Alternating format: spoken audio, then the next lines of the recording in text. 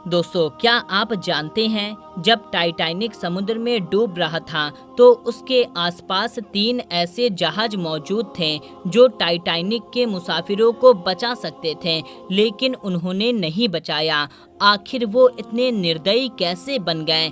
लोगों को डूबता हुआ देख रहे थे, उनको मौत के मुंह में जाता देख रहे थे, चीखो पुकार सुन रहे थे, फिर भी उसके बावजूद उन्होंने उन मुसाफिरों को नहीं बचाया जबकि वो बचा सकते थे। तो इसके पीछे की क्या वजह है, इसका राज क्या है, आज की इस इंटरेस्टिंग वीडियो में हम जानेंगे। तो आप इस वीडियो को पूरा लास्ट तक देखते रहिए और आपसे एक रिक्वेस्ट करेंगे कि आप इस वीडियो को एक लाइक जरूर करें और इस चैनल को आप जरूर से सब्सक्राइब कर लीजिए। तो मेरे प्यारे दोस्तों, सबसे करीब जो जहाज मौजूद था टाइटैनिक के, उसका नाम सैमसन था, जो हादसे के ऐन वक्त टाइटैनिक के सिर्फ 7 मील की दूरी पर था। सैमसन के कप्तान ने न सिर्फ टाइटैनिक की ओर से फायर की गई सफेद शोले, जो कि इंतहाई खतरे के हालत में हवा में फायर किया जाता है, देखे थे, बल्कि टाइटैनिक के मुसाफिरों के चिल्लाने की आवाज को भी सुना था।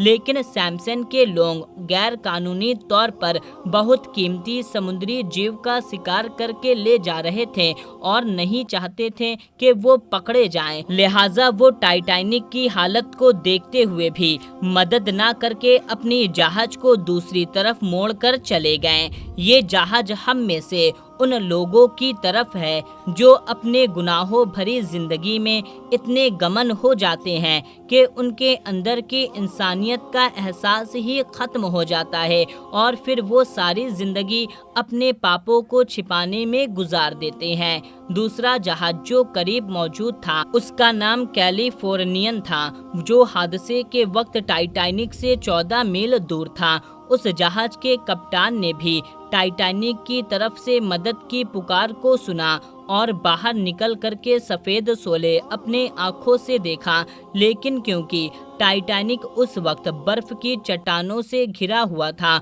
उसे उन चट्टानों के चक्कर काट करके जाना पड़ता, इसलिए वो कप्तान मदद को ना जाकर अपने बिस्तर में चला गया और सुबह होने का इंतजार करने लगा। सुबह को जब वो टाइटैनिक के लोकेशन पर पहुंचा तो टाइटैनिक को समुद्र की तह में पहुंचे हुए 4 घंटे गुजर चुके थे और टाइटैनिक के कप्तान एडवर्ड स्मिथ समेत 569 मुसाफिर डूब चुके थे।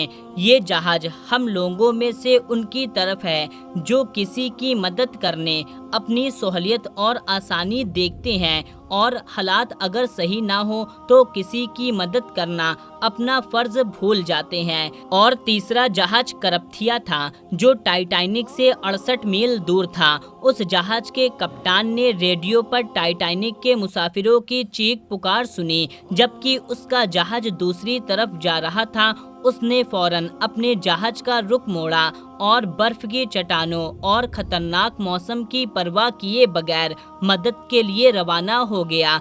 अगरचे वो दूर होने की वजह से टाइटैनिक के डूबने के 2 घंटे बाद लोकेशन पर पहुंच सका, लेकिन यही वो जहाज था जिसने लाइफ बोट्स की मदद से टाइटैनिक के बाकी 710 मुसाफिरों को जिंदा बचाया था और उसे हिफाजत के साथ न्यूयॉर्क पहुंचा दिया था। उस जहाज के कप्तान आर्थर रोस्ट्रन को ब्रिटेन के तारीख के चंद बहादुर कप्तानों में शुमार किया जाता है और उनको कई सामाजिक और सरकारी अवार्ड से भी नवाजा गया। याद रखिए, हमारी जिंदगी में हमेशा मुश्किलात रहती है, चैलेंज रहते हैं, लेकिन जो इस मुश्किलात और चैलेंज का सामना करते हुए भी इंसानियत की भलाई के लिए कुछ कर जाते हैं, उनको ही इंसान और इंसानियत याद रखती है। तो मेरे प्यारे दोस्तों, इस वीडियो में बस इतना ही। मिलते हैं अगली वीडियो में। जय हिंद।